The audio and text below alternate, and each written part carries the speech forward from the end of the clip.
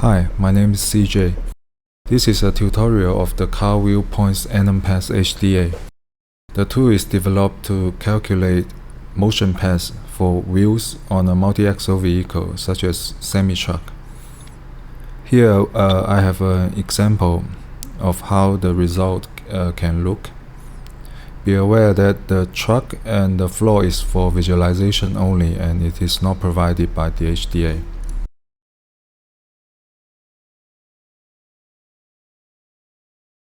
The HDA here is only outputting the wheel points that can later be used on instancing. So let's get started. Now let's talk about the tool itself. First, you will need the initial wheel points that you need to fit into this HDA. Then you will need a curve geometry to fit into this HDA as a path. The HDA will then output the animated wheel points for you to later instance the wheel geometry onto. The second and third output are just replica of the guide geometry, which I will talk about later. Now let's take a look at the geometry I have prepared here, the sample truck here. The default forward direction is Z and the up direction is Y. In this example, we have 5 axles here, and so we have 10 wheel points here. The first wheel point 0 must start from the front left, and then 1, 2, 3, 4, 5 in this order.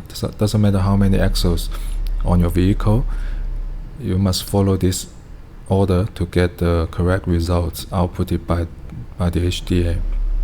The wheel point itself does not require any special attributes, only position. The ins path attribute here, it is not needed for this HDA. For the path, let's have a look at the path. Here I have an example path. This path is not too deep, has a little elevation here as well. And the path itself has a segment length of about 1 meter. It's a good starting point. It can be more dense, such as 0.5 or 0.1. Theoretically will gives a little bit smoother results, but not really obvious if the camera is far away. Okay, and the path itself doesn't need any attributes other than position. All the attributes needed will be calculated inside the HDA. Okay, now let's have a look at the parameters. The first tab will be animation control. The second tab will be a path setup. First, you have to do the path setup to correctly set up the vehicle. First, we have the wheel radius here. It simply means the radius of the wheel, including the tire. To put it in correctly will gives a correct rotation along the path. The second multi-block list parameter here is a little bit complicated, and I will talk about right now. So we have 4 parameters for each axle. We have actually added 4 axles here. The first axle will be the steering axle, is by default on, so you don't need to add it. So the second axle here is represented by the first parameter, and the third axle represented by the second parameter, and so on. Okay. The wheelbase is determined by the offset here. For your convenience, this HDA will calculate the wheelbase based on the initial points that you input as a detail attribute here. So it has a dist attribute. So as you can see, we have 5 values here. The first value, simply you can ignore it because it's 0, the first axle. So starting from the second value, meaning the wheelbase from the second axle to the first axle, okay, and so on. And the rigidity here is also important, meaning that the axle is rigid relative to the previous axle. So for example, here we have a third axle here has rigidity check, meaning that the orientation will always follow the previous axle. The reason this offset is not automatically put in the HDA is that in real worlds, the trucks always have different kind of pivot point. In this case, for the second axle here, I actually put an offset of 0.5 onto the offset parameter, the wheelbase here, when it's actually 6.45. The reason is that I want the pivot for the second axle to be a little bit behind. It's actually I want it to be in the center of the second and third axle, because if I don't offset it, the second axle will appear correctly, but the third axle might appear a little bit drifting along the path. Okay, so I offset by 0.5 and post offset by minus 0.5, so it gets back to the correct position. Okay, minus number in this parameter here meaning the same direction as the forward direction. Negative number meaning the backward direction of the truck. Okay, so let me show you an example. If I don't usually in the real world trucks, the two axles wheels seems to be moving together in the same orientation. If I uncheck it, as you can see, then the third axle will appear a little bit like a trailer axle, which is not correct in this case. So here in the rigidity, I check for the third axle here. Okay, so same story for the last two axles.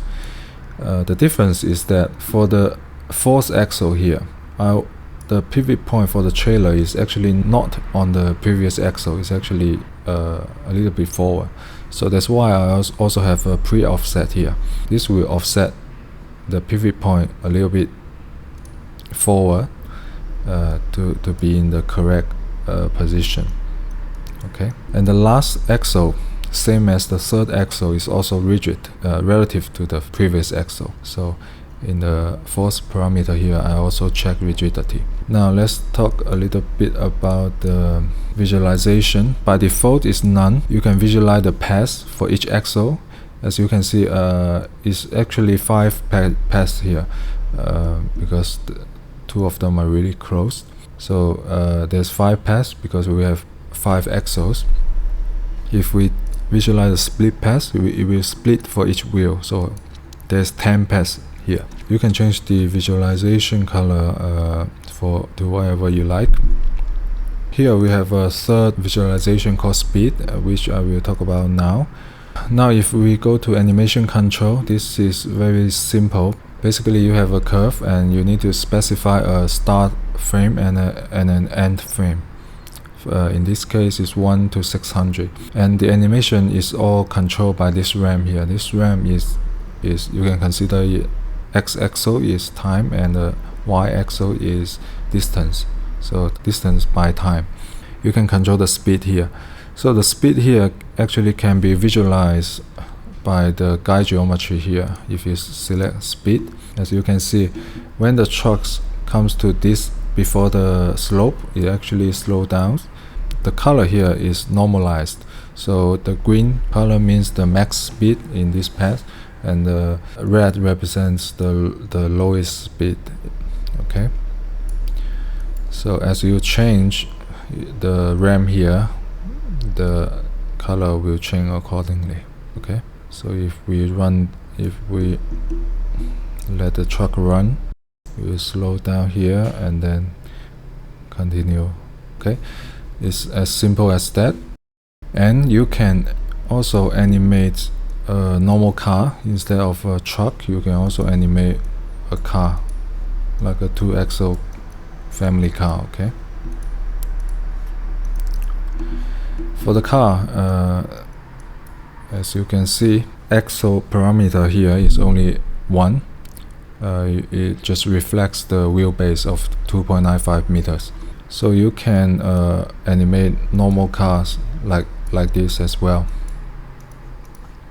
So for the body, for the truck body and the trailer, I actually there are many ways to do this depending on your workflow. What I did here is simply after the wheel points have been animated, I just extract the axle information and then make the point follows the wheels, and then merge them together, and we have 12 point here and then using this 12 point to instance the truck geometry either in SOAPs or Solaris. Okay, that's it. If you have any questions, feel free to comment. Thank you very much.